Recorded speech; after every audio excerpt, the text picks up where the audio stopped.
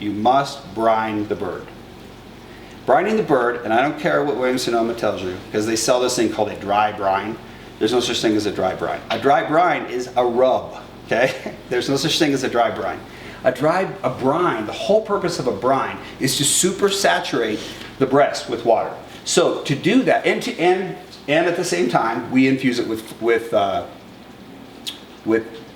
salt and sugar to evenly season, and other aromatics, to evenly season the turkey breast.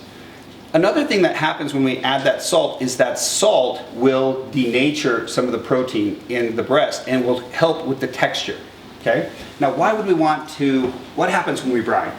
When we brine, we add salt and sugar to water, and then we submerge the turkey, the meat, into the brine. Because there is a difference in the density of the water that's inside the cells of the turkey and in the water, they will equalize over time. So the high dense sugar and salt water will infuse itself into the turkey. Now, I see people who will pump and inject, right?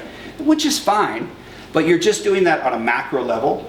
If you will brine, you do that on a molecular, not a molecular, but a cellular level, okay? So what happens is that there will be a semi-permeable cell wall, and the liquid will pass over that cell wall, and it will infuse that saline solution into the center of the bird. So you don't have to season the outside of the bird, and then you cut through it and it tastes really bland on the inside. Does that make sense?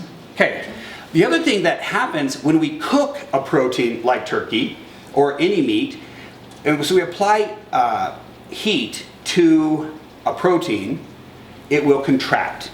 Okay, they're elastic, but they will contract. And as we contract those cells that are full of moisture, just naturally, what happens to the moisture? If the pressure inside, if we contract the outside of the cell wall, the pressure inside is higher, and because it's semi-permeable, the liquid just falls out. And where does it go? Well, it dissipates with the heat into the air as steam, but also we find it in the bottom of the pan. And you'll see that all the time.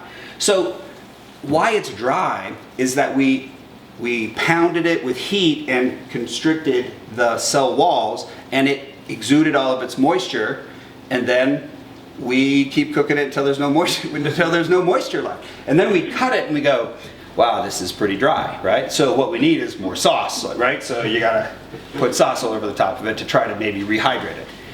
By brining, we're cheating. We're cheating the system. We are super saturating the cells inside of the turkey, and we're super loading them with water, okay? So that as we apply heat, we will get